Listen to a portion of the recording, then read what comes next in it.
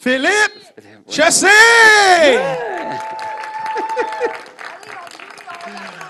Yes. Shalom. Oh, les enfants l'appellent comment? Les enfants Philou. Philou. Est-ce qu'on peut l'appeler Philou comme les Philou. enfants l'appellent, mesdames et messieurs? 1, 2, 3, go! Ah, Ah, tu vois, ça fait du bien. c'est bon, oui, ça fait du bien. Si jamais vous savez c'est quoi la définition de filou, vous allez dire, pourquoi il s'appelle filou? Y a-t-il quelqu'un qui sait c'est quoi la définition d'un filou? Un voyou? Soyez plus précis par voyou. C'est un voleur. Et moi, je vole les enfants entre les mains de l'ennemi, puis je les amène à Dieu. C'est pour ça que je m'appelle Philou. Alors, c'est une racine en arrière de Philou. Ça va bien? Oui. Les enfants vont bien? Oui. Vanessa va bien? Le fourneau, il n'est pas trop chaud? Hein? Le condo, c'est prendre l'expansion, hein? C'est un toit, il s'en vient 4,5, hein? Ah, je me souviens de ça quand ma femme est enceinte. Ah, l'air climatisé en hiver, quasiment. Ah, c'était effrayant, hein? Mais quand elle a accouché, qu'est-ce qui était drôle, c'est un coup qu'elle a accouché, moi, comme d'habitude, comme bon mari, je me suis levé, j'ai mis l'air climatisé comme d'habitude. Et elle a dit, ben, il fait bien froid ici. Ben, j'ai dit, ça fait 9 mois que j'endure ça. Ah, c'est merveilleux, hein? Qu'est-ce qu'un mari ne fait pas pour sa femme? Ah, j'aurais dû entendre les maris, yeah! Hein? Les femmes disent, gloire à Dieu. Alors, ça va bien? Une famille en santé. J'ai pas de timer parce que je vais être sûr de ne pas débarquer puis être trop long parce que on va rentrer dans le film qui va arriver. D'un coup, on va voir quelque chose d'autre, hein? No Way Out, je sais pas quoi. Les enfants, vous êtes corrects? Oui! Tous les enfants, j'ai amené mon coffre au trésor. Ils savent tous ce que ça veut dire. Donc, Noémie va être cachée dans l'entrée. Non, elle ne sera pas cachée. Elle va être dans le vestibule tantôt, dans l'entrée, là. Puis aussitôt qu'on a fini, on a prié, allez la voir, ouvrez le coffre au trésor, puis vous pouvez aller vous chercher ce que vous voulez. Pas tout, mais qu'est-ce que vous voulez, OK? Qu'est-ce qu'il y a dedans? C'est beau? Si vous êtes content, dites « Yeah! » Et si vous êtes vraiment content, dites « Wouh! Wouh! » Ils sont vraiment contents, hein? C'est bon. Alléluia. Une famille en santé. Êtes-vous prêts, les adultes? Oui. Les enfants, vous êtes prêts? Oui! On parle d'une famille, n'est-ce pas? J'ai besoin de vous, même si j'ai 2 gros spots dans les yeux, là, mais je vous vois pareil. Alors, est-ce qu'on peut montrer la première photo? Voici une famille en santé. Ça, c'est de la foi, hein, ça? Toute sa branche, un en arrêt de l'autre, puis elle tient. C'est-tu merveilleux? C'est une famille en santé. Hein? Qui va aller faire une photo de famille maintenant? Ah, tous les enfants vont aller faire cette photo-là. Mais il y a peut-être celle-là aussi, une famille en santé. Qui n'a pas vécu ça? Les parents sont fiers, mais le bébé, hein? Oh boy! Ou peut-être vous êtes cette famille-là, la prochaine. Hein? On est tous sur le scooter. On y va, hein? On s'en va à l'église un matin. Sont toutes prêtes à aller à l'église un matin. C'est ça que vous avez fait ce matin? Hein? Tout embarqué sur le scooter? Ou je vous présente la famille de 2014.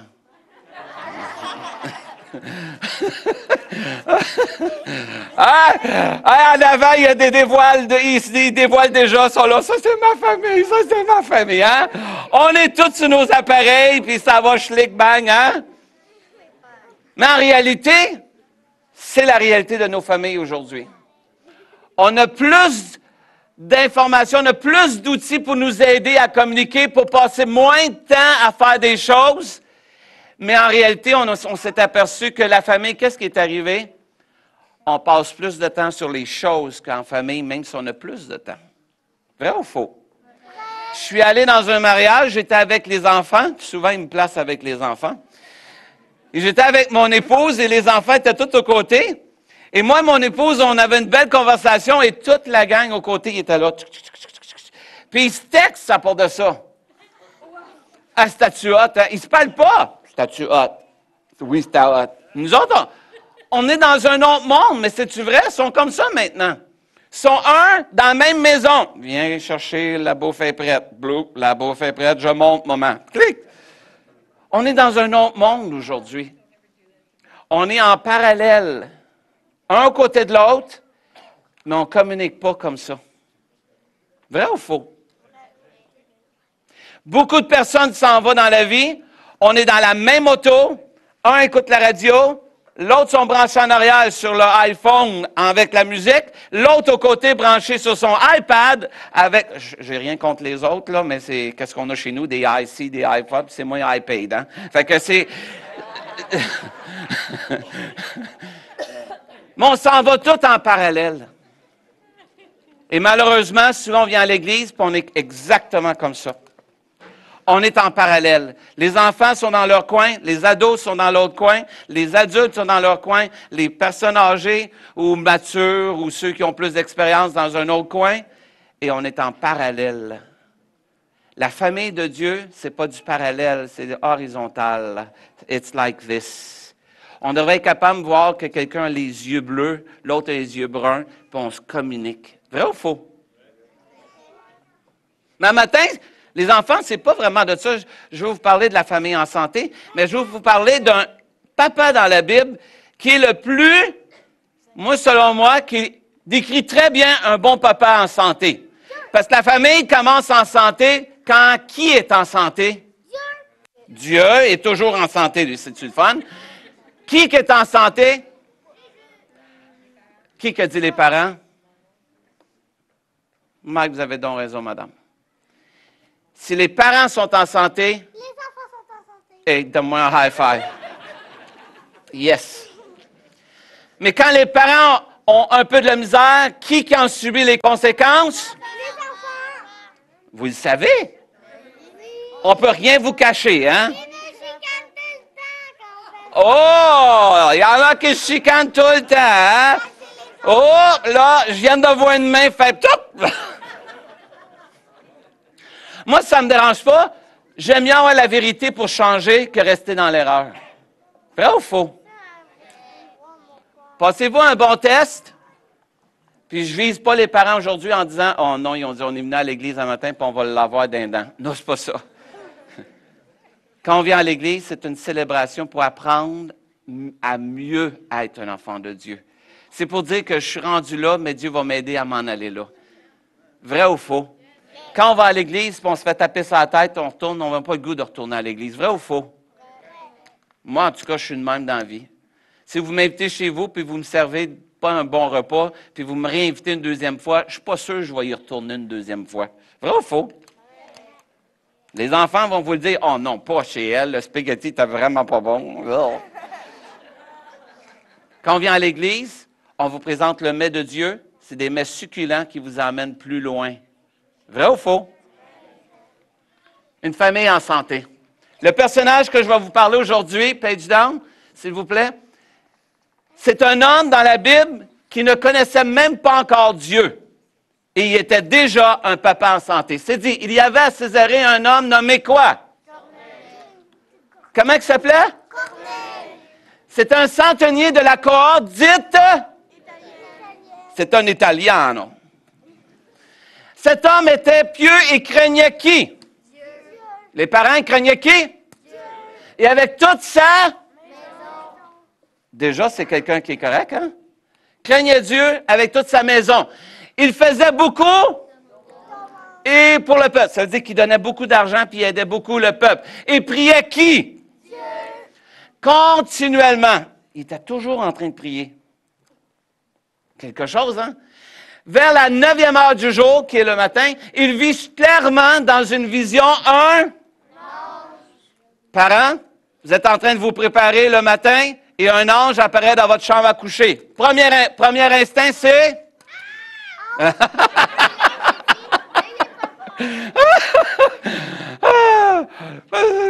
Moi aussi, je courrais ma robe de chambre, quelque chose. Ah, mais il y a des choses, va pas, non, pas Dieu. Il l'a créé, mais je n'ai pas bien pris soin, là, tu sais. L'expansion apprend. Et il se dit qu'il priait un ange de Dieu qui entra chez lui, il lui dit, la preuve que Dieu te connaît par ton nom. Corneille. Il lui dit, les regards fixés sur lui, il saisit des fois, il répondit, qu'est-ce, Seigneur? Lui, il n'a pas fait « Ah! » Il a fait « Mais qu'est-ce que, Seigneur? » Et l'ange lui dit, quoi? Tes prières sont montées devant. Il s'en est souvenu. Un homme qui ne connaît pas Jésus comme sauveur, un homme qui ne connaît pas Jésus personnellement, ses prières étaient montées jusqu'à Dieu. Quelque chose, hein? On est dans un ère où ce qu'on dit, Jésus, faut être Jésus, puis si Jésus est là, t'as Dieu. La preuve que Dieu connaît tout le monde. Pas parce que vous venez à l'Église que Dieu vous connaît plus. Parce que c'est lui qui nous a créés. C'est lui qui vous a créé, puis il connaît ton nom. Et non seulement il connaît ton nom, ça veut dire qu'il regardait les actions de Corneille. Dieu nous voit. Dans votre chambre à coucher, n'importe où, Dieu te voit. Page down.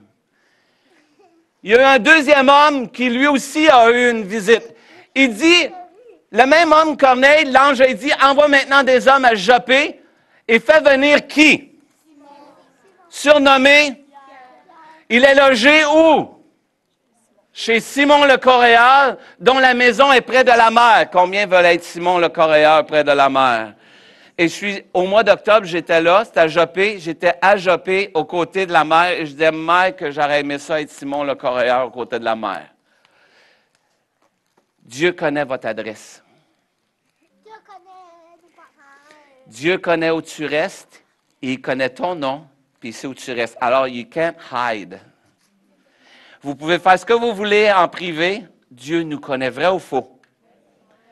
Combien, si on avait ça dans notre esprit régulièrement, on agirait différemment dans notre maison? Il y en a qui disent, pas en tout, moi je ferais la même affaire. C'est vrai. Il y en a qui ont déjà cette crainte de Dieu, puis il y en a que ça ne leur dérange pas. Mais savoir que Dieu connaît ton adresse, que Dieu connaît ton nom et Dieu sait où tu es et qu'est-ce que tu fais, déjà devrait être une base pour des parents. Dieu au-dessus de nous et nous, les enfants, vont nous regarder. Et on continue, ça dit, dès qu'il lui a dit d'y aller, dès l'ange qui lui avait parlé fut parti, Corneille appela combien de personnes? Deux de qui? Les serviteurs. Il a appelé quelqu'un d'autre. Qui?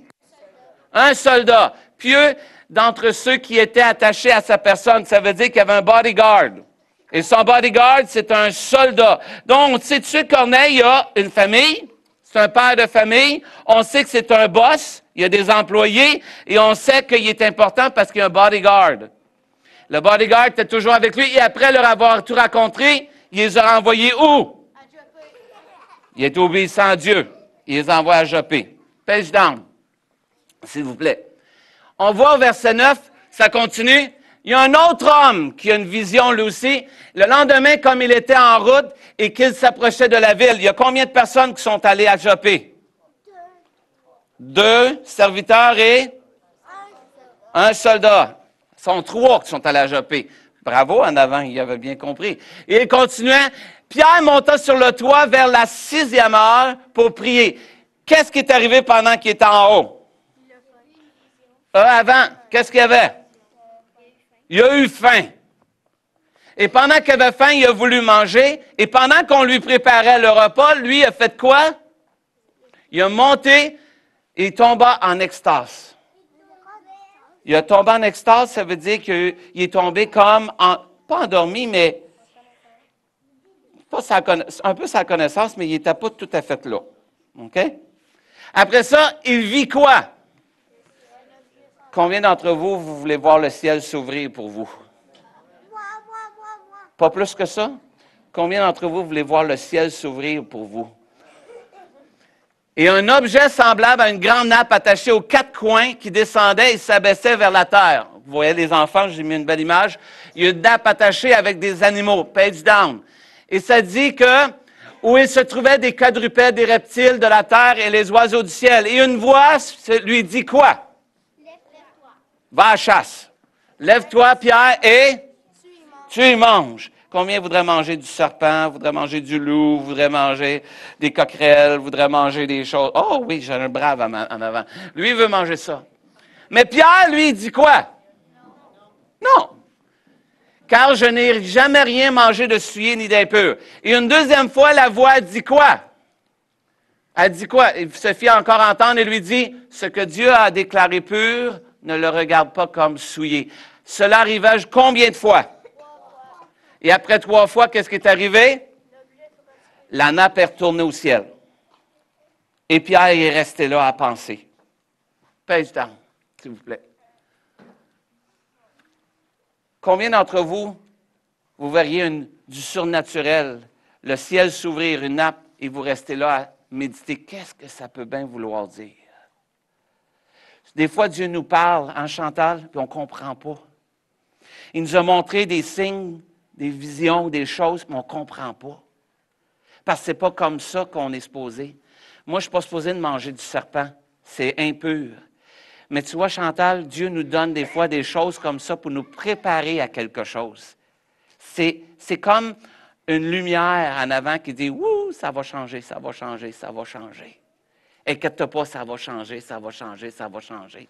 « You, Chantal, je suis là, ça va changer, ça va changer. » Chantal, ça va changer, ça va changer, ça va changer. Pierre, 3 fois, il a eu besoin de l'entendre pour qu'à un moment donné, il commence à cliquer. Vous comprenez? Page down. Mais Dieu voyait Corneille comme ceci. Les regards fixés sur lui et saisis des fois, il répondit, « Que Seigneur! » Comment est-ce que Dieu le voyait? Dieu voyait ses prières et les aumônes de Corneille qui montaient devant Dieu. Et Dieu se souvenait de Corneille, même s'il ne connaissait pas Dieu. Jésus comme sauveur personnel. Preuve parent que ce n'est pas parce qu'on est chrétien ou on se dit enfant de Dieu que nécessairement on a un accès plus grand à Dieu. Ce que vous faites et ce que vous dites devant vos enfants, Dieu le voit. Dieu est là. C'est-tu merveilleux? Et les enfants, Dieu vous voit vous aussi. Et quand vous faites des bons coups, Dieu le voit que tu as fait des bons coups. Mais quand tu as fait des moins bons coups, il voit aussi. Ah. Page down. Comment est-ce que les gens voyaient Corneille? Page down. Sa famille le voyait comme ceci. Tu peux faire. Cet homme était qui? Ça, c'est ses employés voyaient Corneille comme un homme pieux, craignant Dieu, avec toute sa famille. Il faisait beaucoup d'aumônes au peuple et priait Dieu continuellement. C'est ça que ses employés disaient de lui. Est-ce que vos employés peuvent dire ça de vous? Êtes-vous des personnes qui craignent Dieu? Vous allez avoir un GU à faire. Les critères de Corneille, c'était ça, un employé, Pasteur Joël. Un homme qui est pieux, qui craint Dieu, qui fait des aumônes avec toute sa famille. Un homme qui prenait soin de sa famille. Les employés voyaient qu'il prenait soin de sa famille. Il faisait beaucoup d'aumônes au peuple et priait Dieu. C'est-tu merveilleux? Ça veut dire qu'il voyait prier, ça? Est-ce que vos enfants vous voient prier? J'ai déjà des réponses ici, mais vous, est-ce que vos enfants vous voient prier? Oui. C'est quelque chose, vous savez, de dire à un enfant prie. Il n'y a pas un bouton sur lui qui dit « Alléluia! Je sais quoi dire! » Non. Les enfants vont mimiquer va être un peu un petit singe de qu'est-ce que vous faites. Et la deuxième, ça dit Corneille Centenier, homme juste. Ça, c'est ses employés disaient ça de lui aussi. Corneille Centenier, homme juste, qui quoi? Craint Dieu. Et de toute la nation des Juifs, il rend un bon. Est-ce que les gens autour de chez vous, dans votre entreprise, autour de vos travails, savent que vous craignez Dieu? Est-ce qu'ils peuvent dire qu'ils ont un bon témoignage? Est-ce que j'ai un bon témoignage autour de moi? Oui. Non, ici, il a dit non, pas à l'école. Est-ce que vous saisissez? Encore là, je ne parle pas d'un Corneille baptisé du Saint-Esprit, je ne parle pas d'un Corneille qui connaît Dieu, Pasteur Joël, je parle d'un Corneille qui a réalisé que Dieu est Dieu. C'est-tu assez bon, ça? Mais Dieu voulait plus que ça pour lui, et c'est pour ça qu'il l'a envoyé chercher Pierre, parce que là, il était temps que Corneille apprenne à connaître la personne qui le connectera à Dieu direct, et son nom, c'est? C'est qui? Il y en a ici qui disent Pierre. Les adultes, qui devaient apprendre à connaître Corneille? Jésus. Parce que Corneille ne connaissait pas Jésus encore. Juste Dieu. Et c'est Jésus qui nous connecte à Dieu. Page down. Aussitôt que Corneille a entendu que Pierre était pour arriver, qu'est-ce que Corneille a fait? Il arrivait à Césarée le jour suivant. Corneille les attendait. Est-ce qu'il était tout seul, Corneille? Il était avec qui? des invités, ses parents et des amis intimes. Quand vous avez Jésus dans votre vie ou quand vous avez quelque chose de bon, vous devez faire quoi? Le répandre autour de vous. Vous savez, l'Église ici, elle ne peut pas grandir à moins que vous parlez de Jésus à vos amis. À moins que vous parlez de Jésus à vos enfants, oubliez, l'Église va rester juste un turnaround, un entertainment. Vrai ou faux? Mais si vous parlez à vos amis, à ton travail, si vous parlez de Jésus à vos familles, si vous parlez de Jésus à vos enfants, l'Église va faire quoi? Elle va grandir. Vrai ou faux? C'est la loi de la semence. Combien d'entre vous, vous êtes gênés de parler de Jésus? Moi, je lève les deux mains. Moi, je travaille dans un milieu chrétien. Fait parler de Jésus, c'est normal. On en parle tous les jours. Mais ma femme travaille dans le séculier et elle me dit que c'est un autre paire de manche travailler là. Parce qu'on va rire de vous pendant que vous parlez de Jésus. On veut être accepté du monde. On veut être aimé de nos amis. Vrai ou faux? On ne veut pas passer pour le fou religieux de la place, hein? Ou le curé de la place. Vrai ou faux? À l'école, je ne veux pas être le bizarre. Vrai? Dire à mon ami, Jésus va revenir me chercher. Vrai ou faux? Et dans les années qu'on vit aujourd'hui, en 2014, avec les lois qu'on est en train de sortir, ça va être encore plus un grand défi de dire « Je suis un enfant de Dieu ». Allons-nous être capables de porter le flambeau et dire « Je veux montrer à mes enfants comment parler de Jésus ». Vrai ou faux, les amis? Êtes-vous capable à l'école de parler de Jésus? J'ai déjà prié pour deux de mes amis. Tu as prié pour tes amis. Êtes-vous capable de dire que Jésus est mon sauveur? Puis que moi, je dis non aux choses du monde, puis oui aux choses de Dieu. Puis je vais passer pour un fou, je vais passer pour n'importe quoi, mais je vais le faire. Combien sont capables de faire ça? Les ados, puis je vois ici des jeunes adultes, c'est un défi pour vous autres de rester purs. Pas facile. Le monde est après vous. Vrai? Les jeunes adultes, c'est une autre mentalité.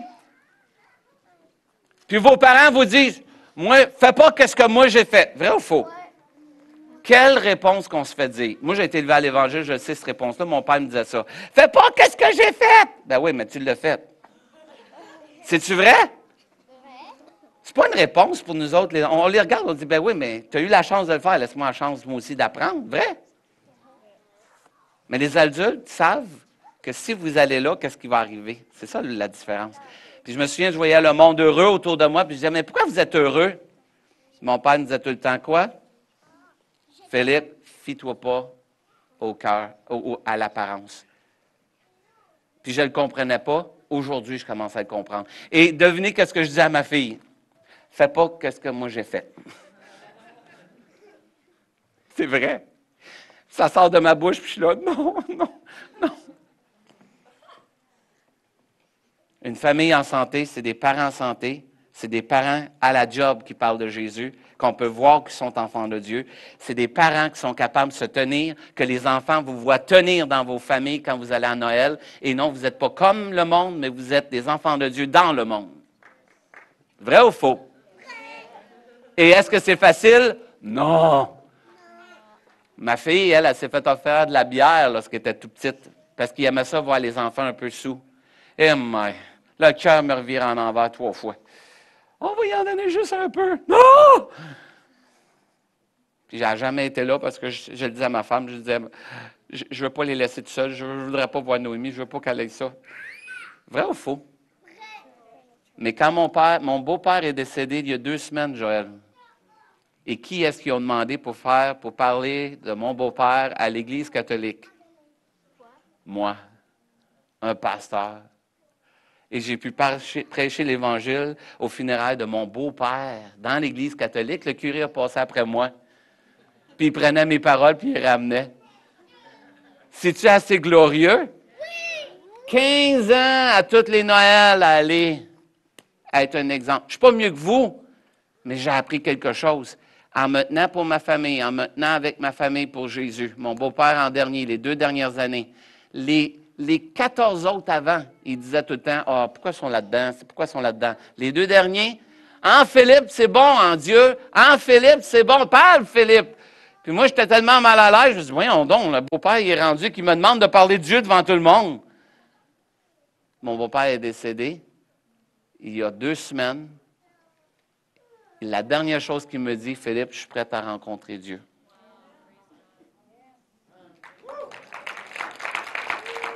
Je ne suis pas meilleur que vous. Je ne voulais même pas y aller à Noël. Je me disais, oh non, pas un autre Noël. Et c'était un Noël qu'on a parlé de Dieu pendant 2 heures avec mon beau-père. On a parlé des choses de Dieu. 16 ans, 16 ans, 16 ans. Est-ce que vous comprenez un peu? C'est pas facile. Je sais que c'est pas facile. J'ai été, moi aussi, un ado dans l'école. Un ado, puis après, puis elle commence à travailler. Mais Dieu est là pour vous. Page down, les enfants? J'ai quelque chose pour vous. Êtes-vous prêtes? Oui.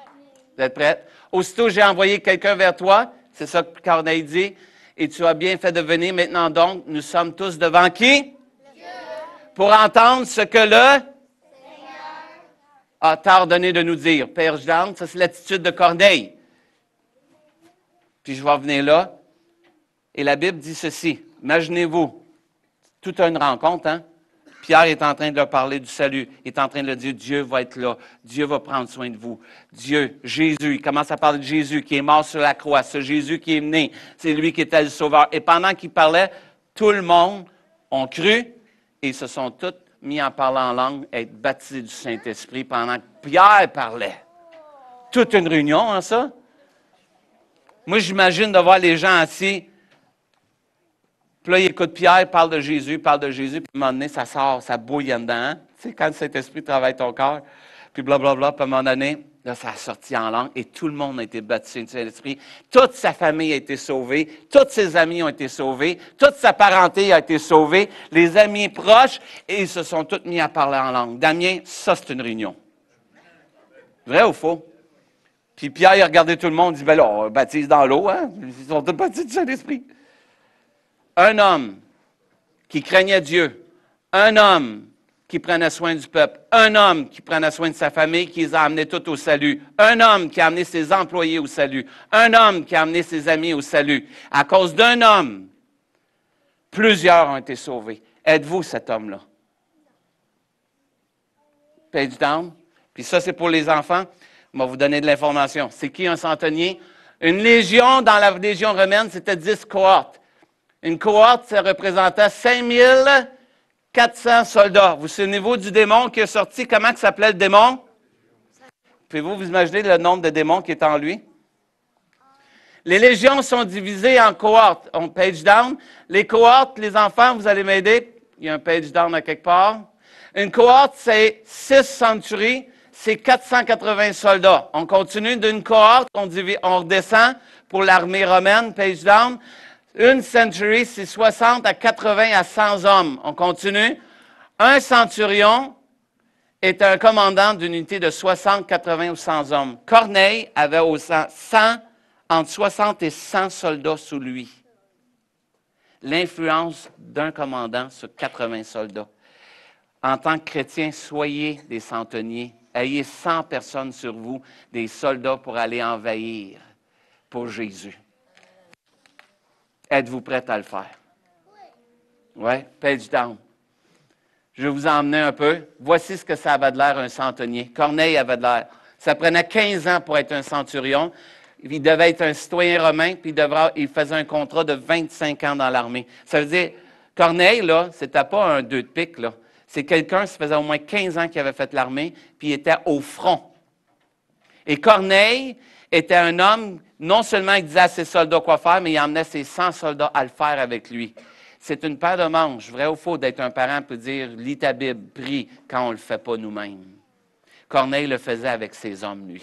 Il allait au combat. Page down. Et je vais vous présenter Césarée. Voici Césarée aujourd'hui. C'est que ça a l'air. Si vous allez en Israël, vous allez voir Césarée. Et à l'époque, c'était là. Qu'est-ce qu'il y avait à Césarée? Il l'appelait la petite ville la plus païenne qu'il n'y avait pas en Judée. Il y avait des bordels, il y avait des jeux, il y avait tout ce qu'il y avait le monde à offrir, c'était là. Et Corneille, malgré le monde était fort, se tenait pour Dieu. Est-ce que nous, dans le monde qu'on vit présentement, on est capable de se tenir pour Dieu? Est-ce que toi, qui fais de la musique, tu es capable de faire un bon choix? te tenir pour Dieu. Je ne te vise pas en particulier, j'ai juste à cœur. Parce que j'aime ça voir un musicien qui sert le Seigneur. Parce que vous avez beaucoup de tentations dans le côté musique de faire toutes sortes d'affaires.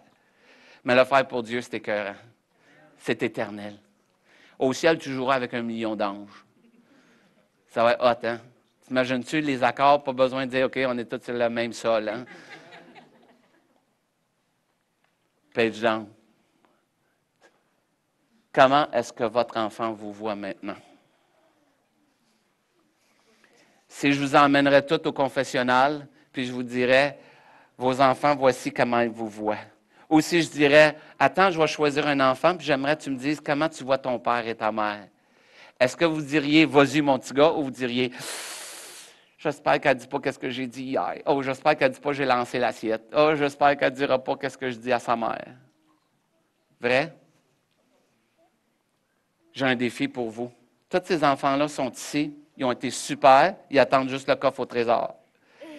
Non? Oui. Ah, hein? Oui, je le savais. Mais en tant que parent, est-ce que vous seriez prête à dire, moi, Philippe, je trouve ça dur, mais j'ai besoin de Jésus pour briller pour mes enfants? En tant que parent, est-ce que vous êtes capable d'être honnête et de dire, c'est dur d'être parent en 2014, mais je vais tout faire pour être un parent, pour montrer à mes enfants comment être un enfant de Dieu? Et vous, grands-parents, je ne vous ai pas oublié. Si vous pensez que votre travail est fini, c'est loin d'être fini. La Bible dit, votre expérience est là pour nous aider, nous les jeunes, qu'on commence à enseigner, pour nous aider à le faire. On doit apprendre à attendre nos grands-parents nous parler pour savoir comment nous bien agir. Alors les enfants, est-ce que vous êtes prêts à écouter vos parents? Oui. Oh! Êtes-vous prêts à obéir à vos parents? Non. Oh, il y a un non, un oui, un oui. Oui. Et vos parents, êtes-vous prêts à obéir à votre Père céleste? Si oui, levez-vous ce que vous êtes. Est-ce que je peux avoir une guitare, s'il vous plaît?